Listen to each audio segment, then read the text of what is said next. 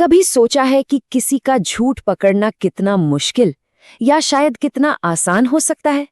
आज हम एक बड़े ही मजेदार साइकोलॉजिकल गेम को समझेंगे जो हमें सच और झूठ के पीछे के विज्ञान को दिखाता है।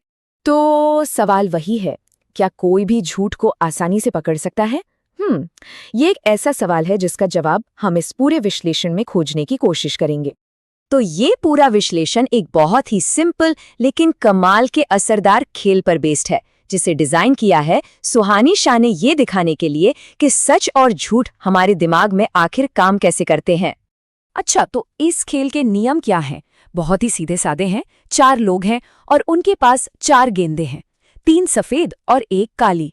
अब अगर किसी के पास सफेद गेंद है तो उसे झूठ बोलना ही होगा, नो एक्सेप्शंस, और जिसके पास काली गेंद है उसे सच बोलना ही पड़ेगा। सिंपल है ना?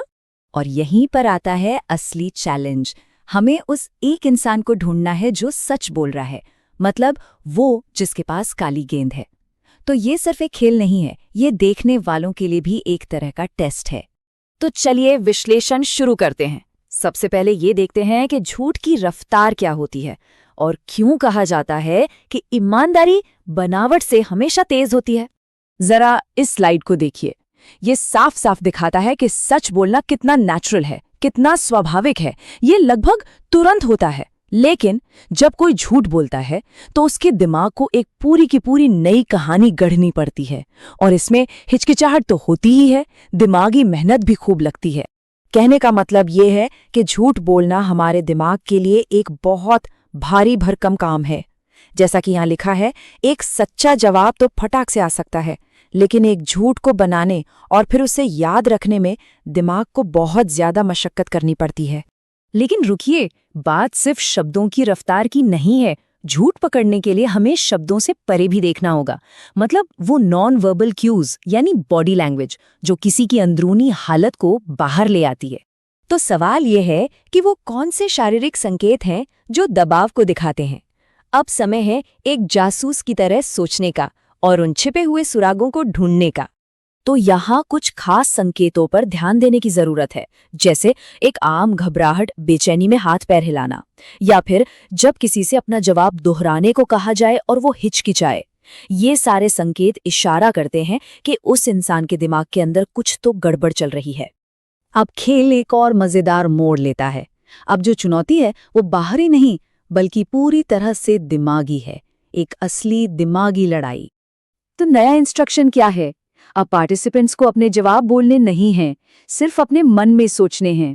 और इसने तो पूरा गेम ही पलट दिया, क्योंकि अब हम उनकी बातें नहीं सुन सकते, सिर्फ उनके हाव भाव, उनके व्यवहार को देख सकते हैं। और यहीं पर कॉग्निटिव लोड का कॉन्सेप्ट काम आता है। जैसा कि हमने पहले बात की, झूठ बोलने में दिमाग की ज्यादा मेहनत लगती है। तो अब जब सब चुप हैं तो ये देखना और आसान हो जाता है कि झूठ को सोचने में कौन सबसे ज्यादा संघर्ष कर रहा है। और अब वो पल आ गया है जिसका हम सबको इंतजार था। अब पर्दा उठने वाला है सच्चाई से। तो सबसे बड़ा सवाल, काली गेंद आखिर किसके पास है? इस एक सवाल का जवाब सब कुछ साफ कर देगा। और जवाब मिलता है कि जो इंसान सबसे ज्यादा शांत और कॉन्फिडेंट दिख रहा है वही सच बोल रहा है। क्यों? क्योंकि उसे कोई झूठ नहीं गढ़ना पड़ रहा, कोई कहानी नहीं बनानी पड़ रही, उसका मन बिल्कुल शांत है, कोई दिमागी संघर्ष नहीं चल रहा। ये बात हमें एक बहुत जरूरी चीज सिखाती है कि ईमानदारी को पहचानना ये एक स्किल है, एक हुनर है, जिसे प्रैक्टिस और ऑब्जर्वेशन से कोई भी डेवलप कर सकता है। ये सिर्फ झूठ पकड़ने के बारे में नहीं है, बल्कि सच्चाई और आत्मविश्वास के संकेतों को पहचानने के बारे में है। तो आज की इस पूरी चर्चा से हमने क्या सीखा? पहली बात, सच बोलना स्वाभाविक और तेज होता है। दूसरी, झूठ बोलने से दिमाग पर एक मेजरेबल बोझ पड़ता है। तीसरी, बॉडी लैंग्वेज अक्सर अंदर का हाल बता देती है। और सबसे जरूरी बात, झूठ को खोजने से ज्यादा असरदार है ईमानदारी के संकेतों पर ध्यान देना। तो अब जब ये सारे संकेत पता चल गए हैं, अगली बार किसी से बात करते वक्त किस चीज पर ध्यान जाएगा? सोचिएगा जरूर। ये एक दिलचस्प सवाल है ना?